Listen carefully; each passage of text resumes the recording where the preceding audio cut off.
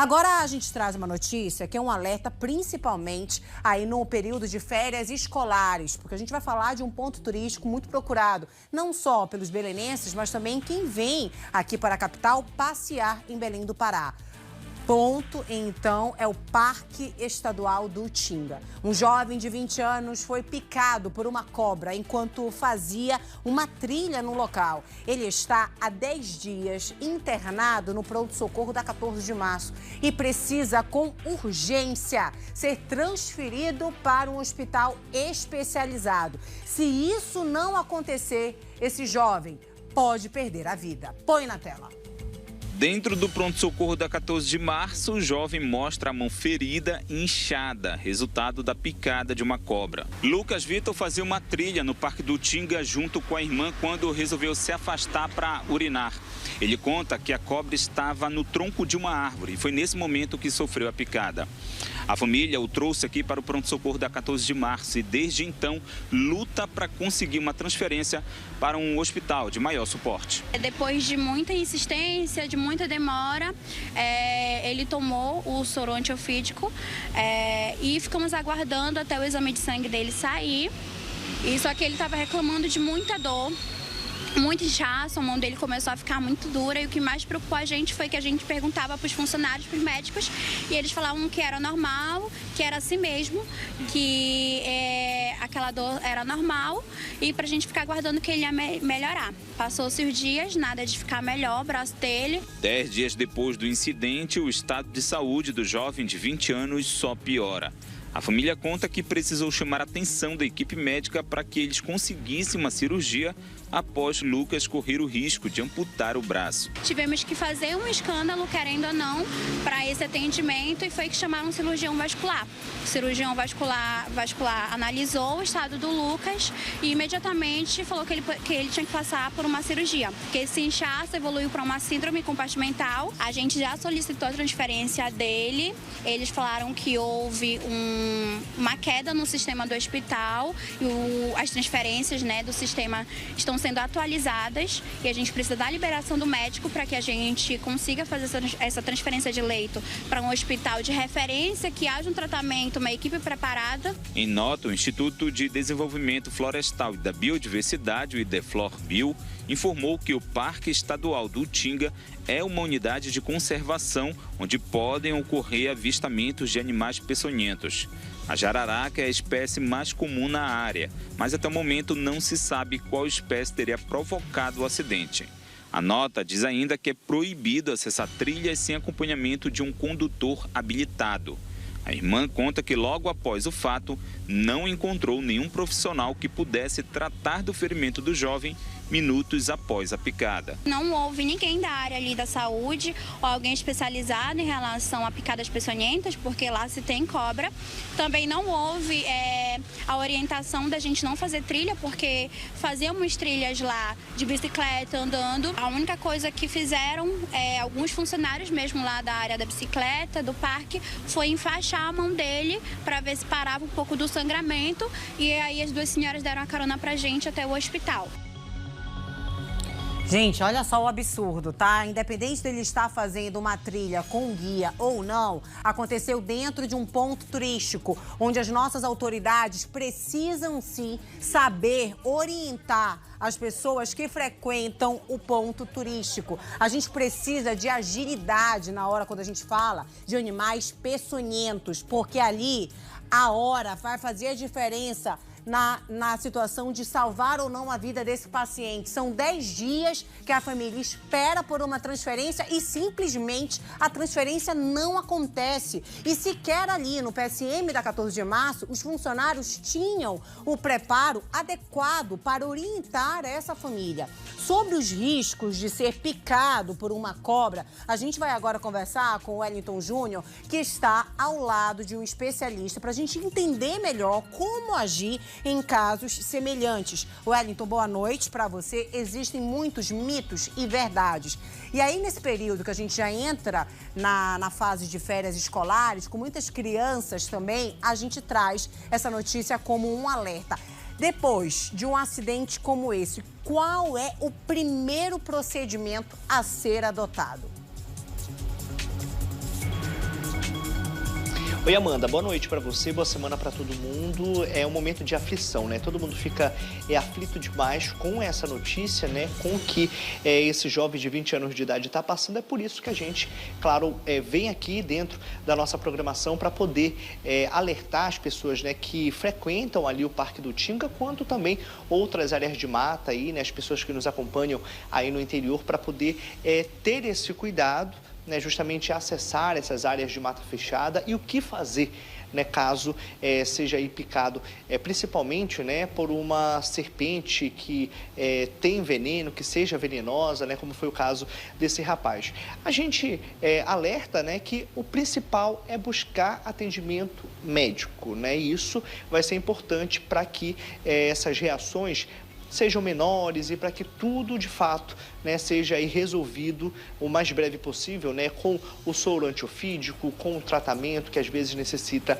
aí de uma cirurgia, né? O que a gente sabe é que esse rapaz de 20 anos de idade passou por uma cirurgia, tomou ali o soro antiofídico, mas ainda é necessário, né, fazer, né, muitos procedimentos ali, talvez, né, tomar mais o medicamento antiofídico para que, né, ele possa voltar à normalidade, né, e, claro, não sofrer nenhuma consequência ou ter sequelas depois aí dessa picada de cobra. Mostrando aqui para o meu entrevistado, que no caso é o Breno Almeida, que está aqui do meu lado, obrigado inclusive pela tua participação com a gente.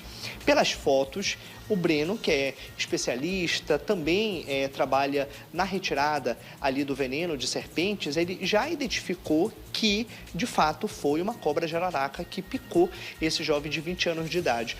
Breno, obrigado por falar com a gente de novo, boa noite para você. Consegue identificar isso justamente ali pela forma que a palma da mão desse jovem está. É uma das características da reação do veneno da jararaca, claro, depois aí de ser injetado ali na pele da pessoa, no membro, seja lá onde for. Boa noite de novo. Boa noite a todos. Então, cada acidente ofídico ele vai apresentar uma sintomatologia. No caso das jararacas e surucucus, apresentam edema, mas o que difere o acidente de uma jararaca e de uma surucucu é a questão de vômitos, quadro de vômitos e diarreia com sangue, no caso da surucucu. Na nossa região metropolitana de Belém, a surucucu está praticamente extinta, só tem jararaca. Então a ação inflamatória do veneno está caracterizada pela fotografia que eu vi. E ali, como você mesmo falou, que no Parque do Tinga dificilmente é encontrado uma cobra surucucu. Na verdade, não foi. Já fizeram vários estudos. Ali, quais são as cobras que existem naquela região de mata e que de fato tem veneno? Serpentes peçonhentas na região metropolitana de Belém, temos apenas a jararaca comum e as cobras corais verdadeiras. Tá? Pico de jaca é um bicho que já está praticamente extinto, a surucucu, na nossa região metropolitana, devido à mudança de temperatura. É um bicho que põe ovos e essa mudança de temperatura acaba levando o animal à extinção nesses locais. A Amanda começou a chamar a gente aqui para participar do Cidade Alerta, pedindo orientação do que fazer no momento ali que a pessoa foi picada por uma cobra. Talvez o que tenha aí colaborado para esse rapaz de 20 anos de idade tenha sido a proximidade, né? Foi aqui no Parque do Tinga, próximo do local onde ele está internado, que é o pronto-socorro da 14 de março. Mas num local de mata fechada, distante, o que a pessoa precisa fazer no momento ali que, infelizmente, se acidentou com uma serpente? Certo. Isso vale para todos os animais peçonhentos, aranhas e escorpiões, tá? Mas se tratando de serpente, a pessoa tem que tentar manter a calma. Se for na mão ou nas pernas, tentar manter o membro elevado para melhorar a circulação de sangue. Como eu falei, os venenos da jararaca e da surucucu, eles têm uma ação inflamatória muito grande, então você tem que evitar fazer garrote, torniquete no local, que pode levar a uma amputação. É tentar manter a calma, higienizar o local com água e sabão e procurar algum pronto-socorro mais próximo, porque a rede é abastecida pelos soros. Caso a pessoa procurou um posto de saúde, não tem, eles vão entrar em contato com a CESPA, que tem um grupo técnico que direciona os soros antiofídicos. Agora, assim, Breno, para esses momentos, né, de um acidente com uma cobra, seja jararaca, coral, seja, enfim, o animal também peçonhento que for, A agilidade no momento do atendimento, ali de também tá passando, né, pelo procedimento de tomar o soro ou de uma possível cirurgia, isso é primordial, esse atendimento, para que a pessoa tenha ali o membro, né, não amputado, ou para que ela fique bem logo? Excelente pergunta. O tempo, ele é primordial para a cura completa do acidente. O que acontece?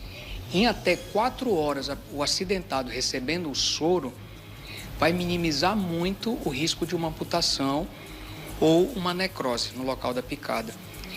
É procurar o mais rápido possível atendimento médico e a equipe médica realizar logo o procedimento de soroterapia e os exames complementares de sangue, que é necessário para saber se o veneno ainda está ativo ou não na corrente sanguínea do paciente. Amanda Brino tem uma pergunta para fazer para a gente, ela está no estúdio, pode falar daí. Quero só reforçar e agradecer mais uma vez a presença do Breno Almeida, que é diretor do Centro Amazônico de Herpetologia da Amazônia. Breno, eu queria saber sobre a importância de registrar ali com foto ou vídeo o tipo de animal que picou a pessoa, né? Porque isso vai fazer toda a diferença também na hora de identificar a espécie e saber qual o soro antiofídico que pode ser aplicado, que deve ser aplicado, Wellington. A pergunta é da Amanda Breno em relação a identificar o animal, no caso de cobra. Registrou uma foto ali do animal, ou então pelo menos viu as características dele. Isso é importante para o momento ali do soro que, enfim, vai ser aplicado? Sim, com certeza, mas aquela coisa. Cada acidente ele vai apresentar uma sintomatologia que a equipe médica nos pronto-socorros já vão saber diferenciar. O que é acidente por jararaca, surucucu, coral ou uma cascavel, que não ocorre aqui, não é o caso, mas fosse do Pará, por exemplo. Muitas pessoas se preocupam em pegar o animal e levar. Não é necessário. Tirou uma foto, já é o suficiente para poder identificar com exatidão. Mas a sintomatologia do acidente já vai caracterizar qual é o animal que participou desse acidente aí. Agora há pouco você falou pra gente que a jararaca, forte dores, sangramento, uma possível hemorragia, tem também ali a questão da diarreia. A surucucu, qual que é a reação ou a própria coral, que é o que a gente mais encontra aqui na região metropolitana? Então, acidente com a surucucu, pico de jaca, ele se assemelha com o acidente da jararaca. Inchaço e hemorragia. O que vai diferenciar é a questão dos vômitos e a diarreia. O veneno dela é muito mais potente. Já acidentes com cobras corais são raros. Normalmente acontecem com crianças ou pessoas desavisadas, pessoas que acabam bebendo e manipulando o animal. A boca dela é muito pequena e quando ela consegue morder, é sempre em extremidades, pontas de dedo, é quando está manuseando o animal. Ação local, quase nenhuma. A ação da coral ela é neurotóxica, ele paralisa o diafragma, por isso que é perigoso. É um acidente que a pessoa não sente muita dor, mas começa a ficar com falta de ar, até ter uma parada cardíaca. Amanda quer conversar com a gente ainda, pode falar? O Wellington, o Breno já falou que enfaixar o local ou fazer torniquete não é o recomendado. Agora, existem muitos mitos e verdades de antes de acidentes, como uma picada de uma cobra. Em relação à questão de sugar o veneno com a boca, isso é um mito ou é uma verdade? Amanda está dizendo sobre mitos e verdades, né? Torniquete, não, porque pode ali acabar ocasionando, de fato, a amputação do membro ou do local, né? Que, infelizmente, foi picado. Mas também tem aquela história de que, foi picado na mão, puxa ali, suga com a boca, que o veneno vai sair. Isso é verdade ou não? É um mito. O que acontece? Uma serpente possui as presas como se fossem agulhas. Ela injeta a toxina ali e já vai para a corrente sanguínea. Se a pessoa acabar mordendo ou cortando o local, ela pode se envenenar mais ainda. Se a pessoa tiver um ferimento na gengiva, vai ter contato com o veneno. E a pessoa pode desenvolver uma coisa pior até. Tá? Então, assim, é manter a calma, lavar com água e sabão e procurar atendimento médico. Não tem o que fazer. É isso. Agora, em relação a, claro, informação sobre a questão da própria jararaca, que foi, Amanda, a serpente, né, que picou esse jovem de 20 anos de idade. Você estava me dizendo que o soro antiofídico, ele é preparado com venenos dessas serpentes, da mesma espécie, que vivem, né, e que são localizadas no sul aqui do país. Só que é claro que existe sim uma diferença em relação a regiões.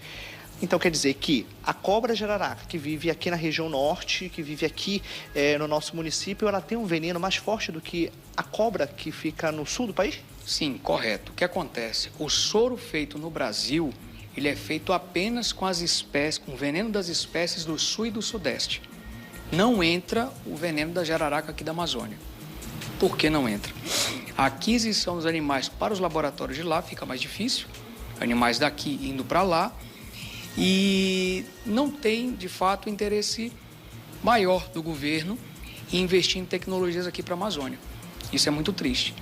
Nós temos animais, temos equipe para fazer esse trabalho maravilhoso, instituições, e a gente tem que olhar com mais carinho para essa questão, produzir o soro na própria Amazônia. Obrigado pela tua participação, tá, Breno, esclarecendo pra gente essas questões em relação a acidentes, né, com serpentes. E Amanda, pra gente finalizar, vale lembrar, né, que a cobra jararaca, ela pode ter aí até cerca de 1,5 metro em relação às fêmeas, né, de comprimento.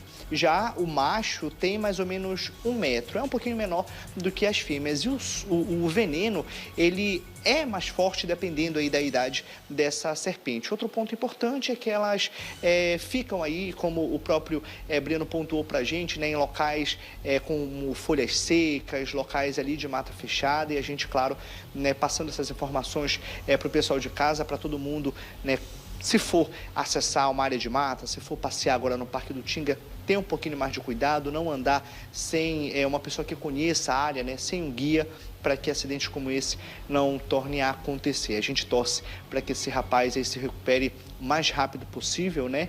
E, claro, né, para que a família possa aí diminuir essa preocupação que agora é de todo mundo. Volto contigo. Obrigada, Wellington. Só pontuando que essas fotos foram enviadas para nossa produção pelo próprio especialista, pelo Breno, para se mostrar ali a espécie da jararaca, né? E como ali o local afetado pode ficar depois de uma picada de uma serpente. Família muito angustiada. Repito a vocês, há 10 dias esse paciente, esse jovem de 20 anos que foi picado na mão pela serpente no Parque do Utinga, está internado no PSM da 14 de março, mas ali é só um local de urgência e emergência. Ele precisa, com urgência, ser transferido para um hospital de referência, como é o caso do Barros Barreto, e até agora esse leito não saiu. A gente precisa, então, que uma força-tarefa, as autoridades municipais, estaduais, possam atender, uma vez que a gente está na Amazônia, a gente pontua tanto a importância de fomentar o turismo, de atrair gente, pessoas aqui para a nossa região, para a nossa capital paraense, mas a gente precisa também, né, cuidar da nossa população, ajudando em situações graves e de extrema preocupação, como é esse caso. Ele está internado há exatamente 10 dias no pronto-socorro da 14 de março. Sobre os riscos de ser picado por serpentes, a gente conversa agora com Wellington Júnior, que está ao lado de um especialista, que é diretor do Centro de Herpetologia da Amazônia, para a gente entender melhor o que é preciso fazer em situações como essa. Wellington, imediatamente o ideal ali é procurar atendimento em um local público ou qualquer hospital também particular possui esse soro, né, que age ali contra o veneno de um animal peçonhento, que é o caso da jararaca. Qual é a indicação dos especialistas? Amanda, como a gente conversou agora há pouco, é necessário com uma certa urgência ir a um hospital mais próximo. O mais próximo que seja, justamente, né, para que o soro, né, antiofídico seja administrado, assim como outros procedimentos médicos sejam realizados também. O Breno Almeida continua aqui do meu lado, biólogo, né, como você já pontuou para a gente. Breno, a pergunta da Amanda é em relação aos locais que tem esse medicamento, o soro antiofídico, e que, claro, vai fazer aí toda a diferença, né, para a saúde ali daquele paciente que se acidentou com a picada de uma serpente peçonhenta.